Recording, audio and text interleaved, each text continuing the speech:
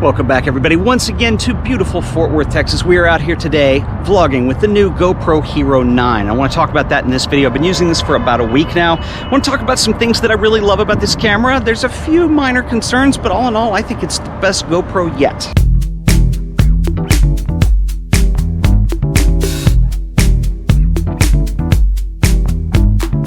So there's a lot that's new with the GoPro Hero 9. One of the biggest changes that you're going to see right off the bat is that it's considerably bigger than the design of the 7 or the 8 or previous models of the GoPro. It still is the same cageless design. In other words, you have the feet on the bottom.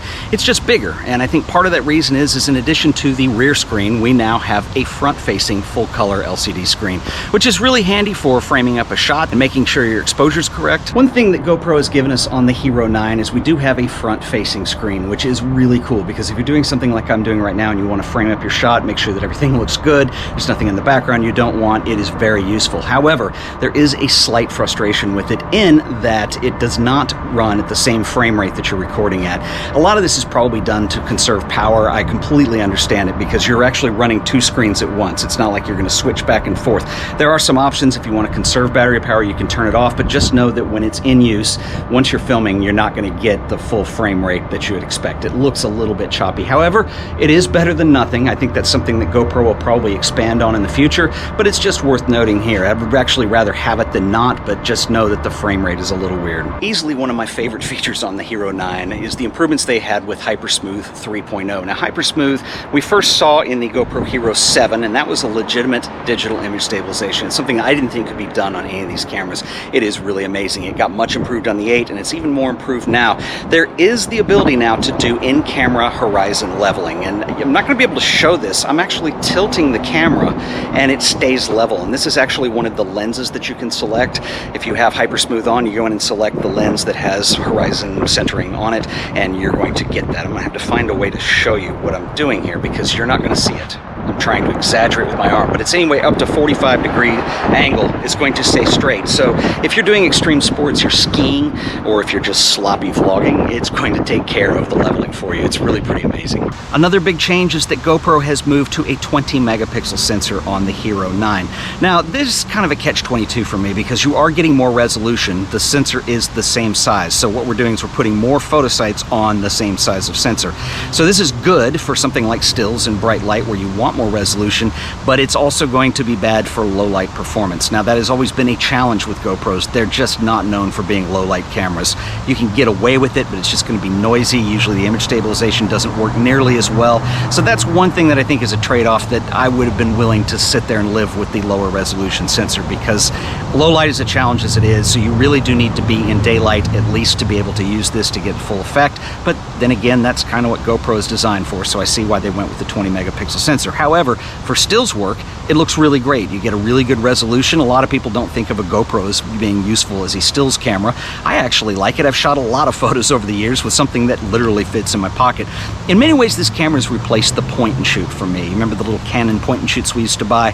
And that would do video and HD and all that, and it was great, and they would do stills, and it fit in your pocket. Well, the GoPro is even better for that, and the way they've improved these over the years, I think they've really gotten outstanding. It's one of my favorite things about the GoPro is you're able to use it just in a pinch. It's always with you. Let's talk about 5K video for a second, because this is one of the big new features on the Hero 9. You can shoot video up to 5K. 4K was the limit on older GoPro models. Now, this is very cool to be able to do, and I have done some testing back and forth between 4K and 5K footage of the same stuff.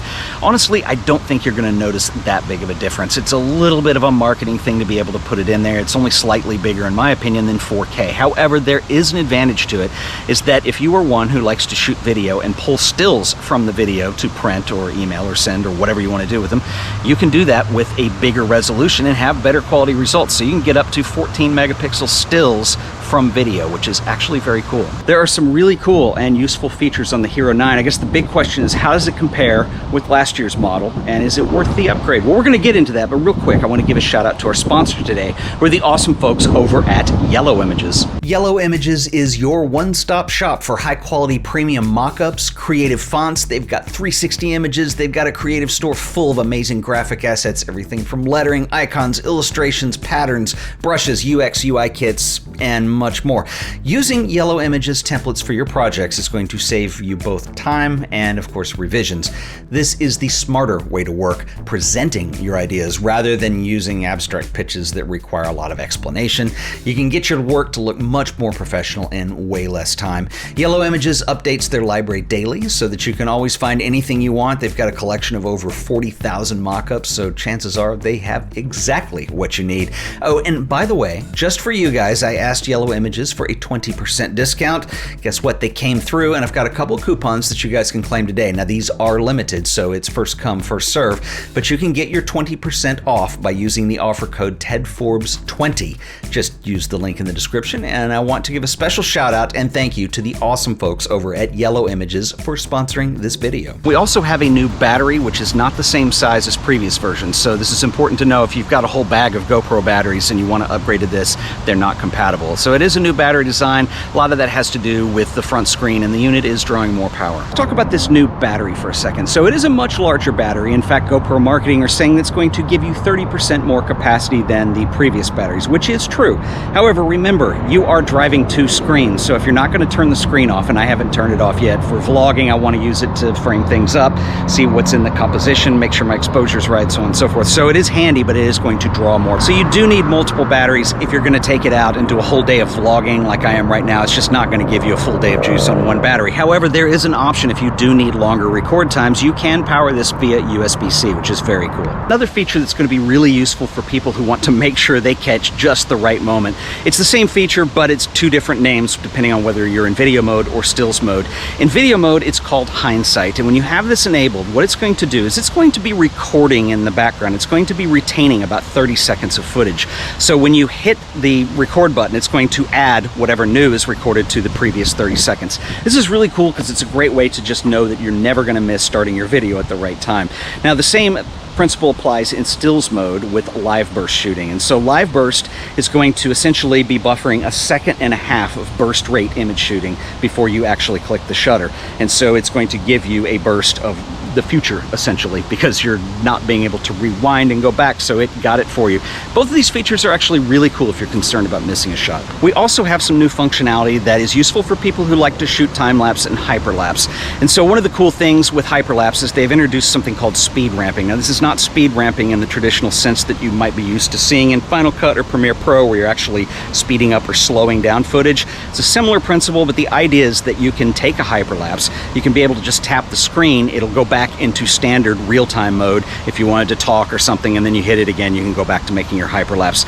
Little gimmicky, I think, but I think some people might actually find that a lot of fun to use. Also cool is we now have a detachable lens that you can actually remove by hand. You don't need a tool or a wrench or a crowbar or the jaws of life to pull this off anymore. This is useful for several things. First of all, you might want to use ND filters with this camera if you're shooting in sunlight and you want a slower shutter speed for a more cinematic look, or if you just want to remove the daylight filter that comes installed on the camera. There is a glare that you can get if it's in the right angle with the sun. Now you can just pull this off if you're in that kind of a lighting condition and just shoot without it. Another new feature on the Hero 9 is the addition of timer functionality. So now you can actually time your GoPro to go off at a certain date and time. I guess you could probably also do this using the app if you wanted to use that remote, but this could be pretty useful if you're trying to film birds or something and you want to drop this near a nest, and I don't know, just don't get bitten if you want to do that, but I think it would be fairly useful. So I am a big fan of GoPros in general. As I mentioned, I've had many over the years, and so in terms of the 9, what's the improvement over the 8? Is it something that I would recommend getting?